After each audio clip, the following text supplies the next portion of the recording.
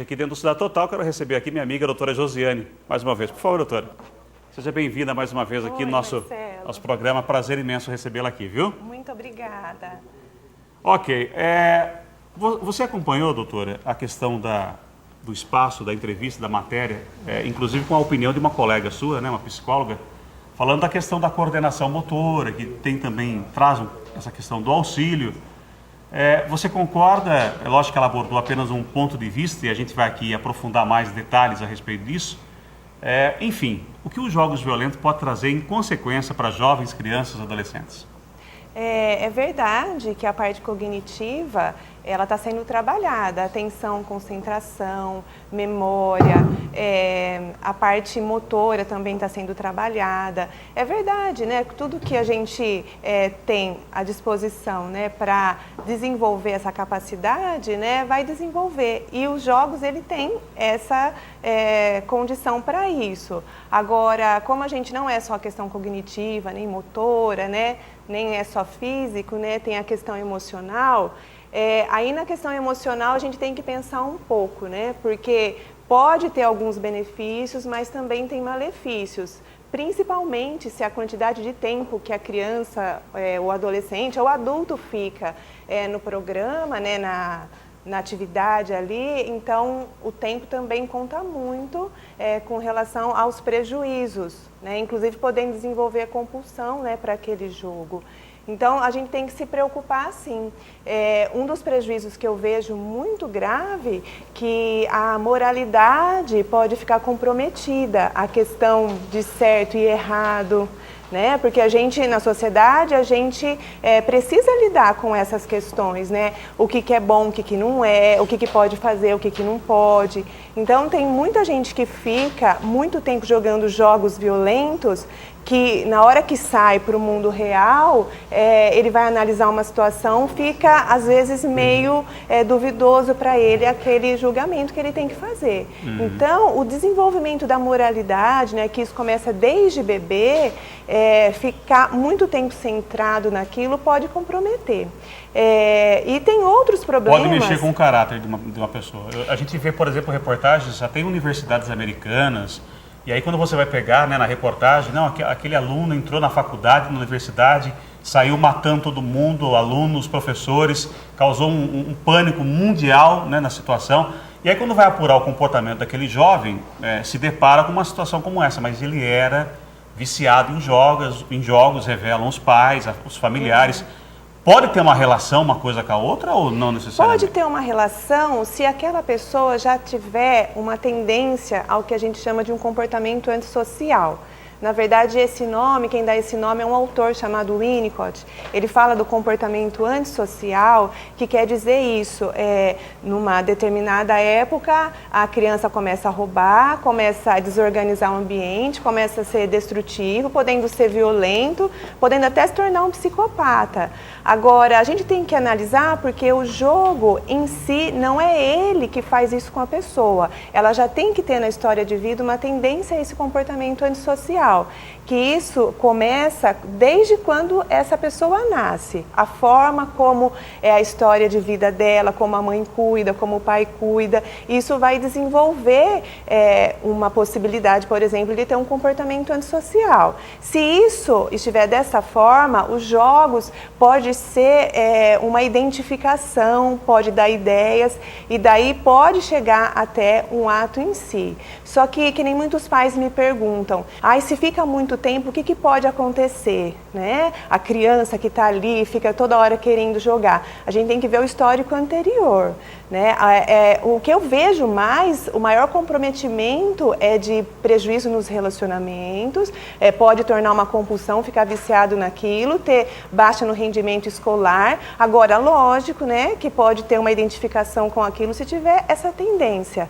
Alguns jogam para relaxar, outros jogam porque sente raiva de alguma coisa e no jogo eles vão extravasar essa raiva. Agora, quem já tem essa tendência, a gente tem que ficar atento, porque pode ser um disparador de ir para a prática, né, para um ato violento, destrutivo, né, e ser muito ruim, que nem a gente vê por aí, né? Tá certo. Nós temos uma participação, produção, já pelo nosso WhatsApp, mensagem de voz do nosso telespectador que participa do tema de hoje, aqui do programa Cidade Total. Pessoal, deixa a sua mensagem e a gente sempre... É uma forma da gente interagir também com o nosso telespectador. A ferramenta do WhatsApp, eu costumo dizer que é fantástica e ajuda também meios de comunicação a gente poder dar um dinamismo maior aqui para o nosso programa. Então deixa eu ouvir a participação da telespectadora de hoje aqui dentro do programa Cidade Total. Boa tarde. Boa tarde, Marcelo. Boa tarde, doutora Josiane e a todos do programa Cidade Total. Aqui é a Luana, do bairro Morada do Sol, em Americana. Meus filhos são viciados em computadores e videogames. Gostam de jogos violentos e muitas vezes já os flagrei até de madrugada jogando. Qual a melhor forma de disciplinar isso? Eles têm 11 e 14 anos. Em relação à violência nas escolas, eu gostaria que a senhora tirasse a minha dúvida. Qual é o problema hoje? Vem de casa ou é a falta de preparo dos educadores que está ocasionando essa violência nas escolas? Obrigada, Marcelo, pela atenção. Obrigada, doutora Josiane, pelo esclarecimento. Um abraço a todos aí. Obrigado, Luana, pela sua participação. É uma preocupação que ela tem, primeiro com os filhos, 11, 14 anos. Ela disse que até já flagrou eles na madrugada, alucinados em jogos, em videogame, computador. Como é que se administra uma situação como essa com os filhos? Isso já é sinal de que eles estão tendendo aí a ter compulsão pelo jogo, porque acordar à noite para querer jogar, né, eles estão muito instigados. É lógico que dá curiosidade, dá vontade de continuar do ponto que parou. E às vezes o pai não deixa vai dormir, não deixa, para aí, depois vai na madrugada achando que o pai está dormindo. Acontece, né, doutor? Tem que colocar os limites. Exatamente. A questão de limite é uma questão muito difícil, porque muitas crianças se revoltam, adolescentes se revoltam, né, mas assim, a pergunta que ela faz, né, o que fazer? É a questão do limite, né, de conversar com eles e falar que isso é prejudicial, explicar o porquê isso é prejudicial, que pode comprometer o desenvolvimento emocional deles e propor alternativas que sejam agradáveis, que eles possam se dessensibilizar desse comportamento, né, e começar a ter um outro tipo de comportamento. Uma atividade que seja agradável, por mais que no início eles detestem, porque tem coisa que a gente vai propor que parece que nada vai equiparar ao desejo, à vontade de estar no jogo. Só que por mais que eles resistam, insistir e ajudá-los, né, a ir para uma outra alternativa, ir até junto.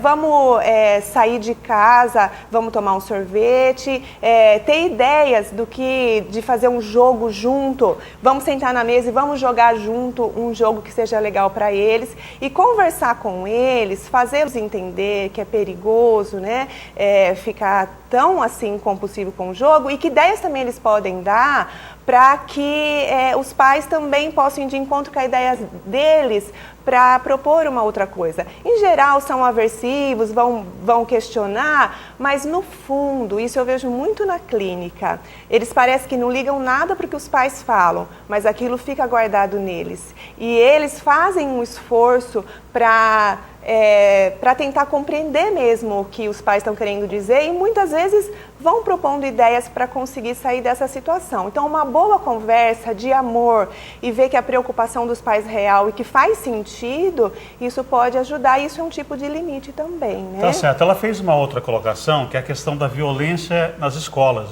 A gente tratou sobre esse tema, doutora, na segunda-feira, né, com o programa aqui Cidade Total. E eu vou pedir, então, para o pessoal da produção, a gente mostrar um dos vídeos que a gente mostrou na segunda-feira, e a doutora Josiane vai também poder opinar, até em relação à pergunta que a nossa telespectadora fez sobre a violência das escolas. Um pedaço apenas, produção, para a gente poder entrar nesse assunto da agressão dessas crianças. Por favor. Pode pôr o retorno. Ô, minha engraçada, né? Não respeita ninguém, não. Você desconfia. Você tem homem? Por que você não vai procurar o seu? Por causa que eu tenho 100, querida. Uai, querida. Ô, Nivaldo, você não respeita, não? Vai pegar? Porra, vai pegar agora. Pega, tem obrigação de pegar a coisa de cima. Ainda lá, querida. Já ouvi falar. striptease, querida. Não falar, não. Lógico que não. Nunca te dei confiança, querida. Você já ouviu tapa na cara? Você já? Por quê? Tá com medo de se sentir ofendida? Não vai falar nada? Bora ligar. Né? Ô, menino. Pega! Ô meu, não tem menina pra eu casar, querida, você não ouviu falar? Dá licença daqui. Ah, você tá sentindo choque? Você tá tremendo, querida? Dá licença daqui. Opa, você não me parou pra estar tocando em mim se eu pegar nos Dá seus licença. peitos, hein? Ai, Vagabunda! dá licença, animal. Bate, Dá licença. bate, capeta! Doutora Josiane, eu fico assim, inconformado e aborrecido, e eu acho que choca todos nós. Eu comecei a entrevista na semana passada, a gente relembrando os tempos do Silvino, né? Quando eu te apresentei aqui como nossa parceira aqui dentro do programa Cidade Total. E aí, a gente falava, relembrava, inclusive, os tempos eram outros, né? Já tinha, claro, a bagunça em sala de aula, o comportamento, às vezes, de um, de outro, né? Que saía um pouco. Mas quando a gente observa, além de profissional que você vai opinar sobre o assunto, quando a gente observa situações e casos como esse, não só uma agressão e uma humilhação a professores, mas hoje os alunos estão marcando brigas de gangue dentro de sala de aula e até fora da escola, né? E machucando mesmo, com agressões violentas em muitos vídeos e reportagens que a gente acompanha. O que é isso, doutora, do ponto de vista como pessoa, mas também como profissional? Como pessoa, eu me emocionei, me coloquei no lugar dela, né, como eu sendo a professora e como eu lidaria com a situação. Né, emocionei mesmo, porque eu acho que todo mundo já passou por alguma situação de enfrentamento, né, seja com aluno. Eu acho que esse vídeo pode ser uma amostra, né, que muita gente pode se identificar. Muita gente já passou com filho ou com outras sobrinhos, outras pessoas, né? Então, são dois pontos. Uma é o posicionamento da gente, a autoridade, né? Que o professor é uma autoridade ali na sala de aula. Então, essa é uma questão, o posicionamento, né, do adulto, seja o professor, seja o pai, a mãe, a tia, seja quem for, mas é a figura de autoridade, como lidar com isso. E outra coisa para a gente analisar é o comportamento da criança, do adolescente, né? Para falar sobre isso, eu queria só falar primeiro da questão do adolescente, porque quando a gente vê uma situação dessa, vem uma revolta e vem assim, nossa, o que fazer numa situação dessa? Quando eu falei da questão da tendência antissocial, uma questão muito importante que a gente tem que entender disso é que muitas crianças, quando nascem, elas passam por um bom momento, quando são bebês. Mas depois, quando elas começam a crescer, pode acontecer o que a gente chama de deprivação. O que é isso? Alguma coisa acontece no lar que essa criança fica muito decepcionada, muito frustrada. Um exemplo, nessa fase da criança um pouco maiorzinha, ela vai demonstrar a agressividade dela, porque a agressividade, isso em casa, ela é pequena ainda. Ela vai demonstrar essa agressividade e a família precisa conter essa agressividade. Uma criança em casa que quebra um vaso ou quebra algum objeto e a mãe já vem brigando, já vem xingando, já vem falando, ai, pelo amor de Deus, onde já se viu, você não presta para nada mesmo? Esse é um tipo de intervenção que a mãe dá. Uma criança que quebra algum objeto, a mãe fala, eu não gostei, mas vamos consertar. Ou um outro exemplo, uma criança que bate e a mãe pega e já devolve na mesma hora, que é a lei de Italião, né, olho por olho, dente por dente, vai ter um reflexo nessa criança. A criança que bate e a mãe segura ela e fala assim, eu não gostei disso que você fez, você não vai fazer mais isso comigo.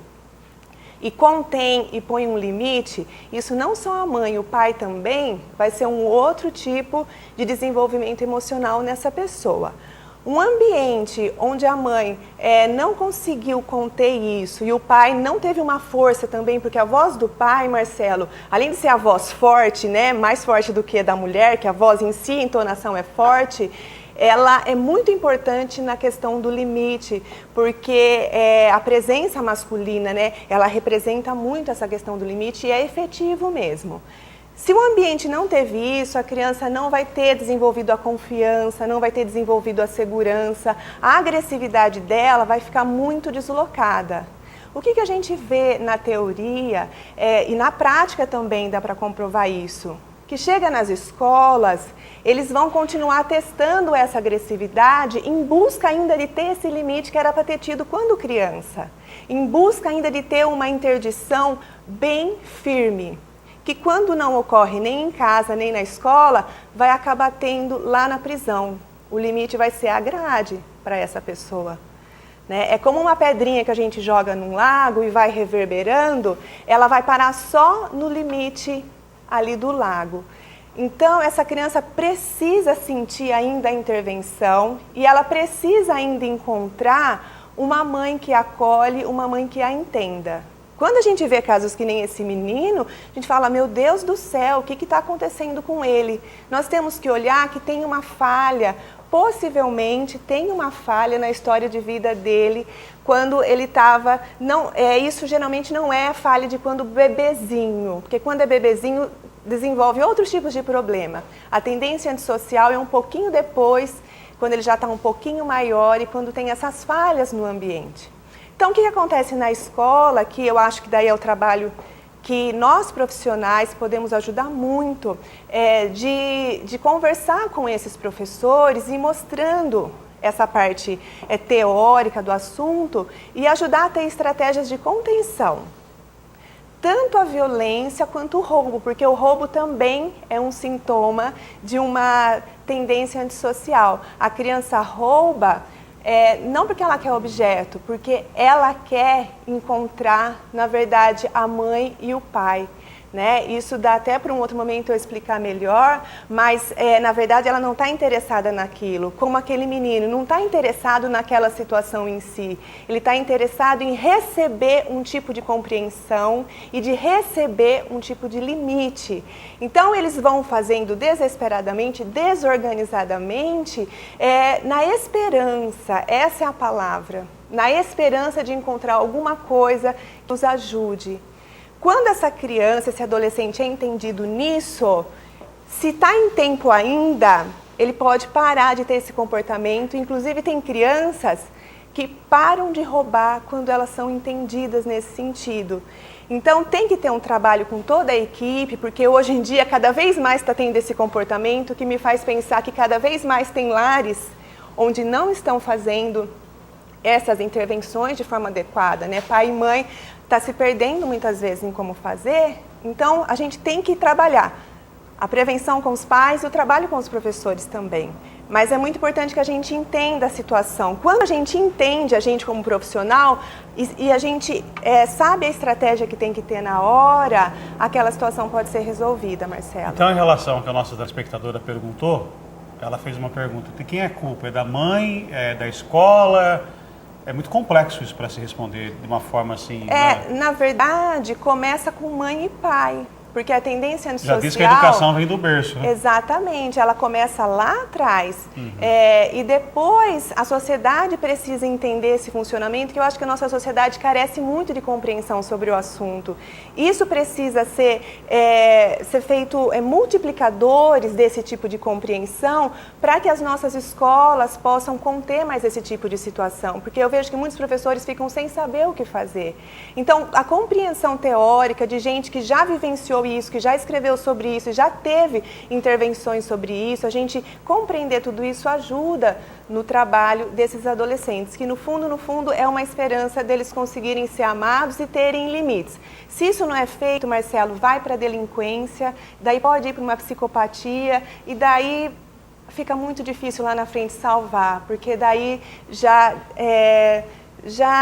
desembocou muitas outras coisas, né? Então aí fica muito mais complicado. Então a gente tem que fazer, nessa época de criança, de adolescente, né, intervir urgente. Tá certo, eu quero agradecer mais uma vez a participação, todas as quintas-feiras, a doutora Josiane Ramos Ferreira participando com a gente. Aliás, eu gostaria até que você, doutora, por gentileza, deixe um contato telefone, porque às vezes as pessoas nos perguntam, né? Seja o programa depois acaba indo para as redes sociais também, o pessoal sempre nos pergunta, Marcelo, eu queria um contato, estou precisando de um auxílio, uma ajuda profissional da doutora, uma orientação. o pessoal pode ficar à vontade para manter contato, né? Sim, claro. Até agradeço a oportunidade da clínica. Depois semana que vem a gente vai colocar o telefone da doutora, mas agora ela vai deixar os contatos aí. Eu vou passar já direto no meu celular, que é 997461390. E o meu e-mail é ramosjosianec@gmail.com. Pode entrar em contato que eu estou à disposição para atendê-los. Tá Obrigada. certo. E semana que vem a gente vai deixar aqui o telefone, o e-mail também da doutora a hora que ela estiver falando, para o pessoal poder ter contato com ela. Ela vem ajudar, é uma colaboradora aqui do programa Cidade Total, e as pessoas vão também, acabam realmente se identificando, né, com uma profissional como você, e o pessoal querem também serem ajudados, tá bom, doutora? Obrigada, Muito Marcelo. obrigado, viu? Até a próxima Obrigada quinta-feira. Viu? Até. Tá bom? Obrigado. Olha, vem aqui para mim, meu filho.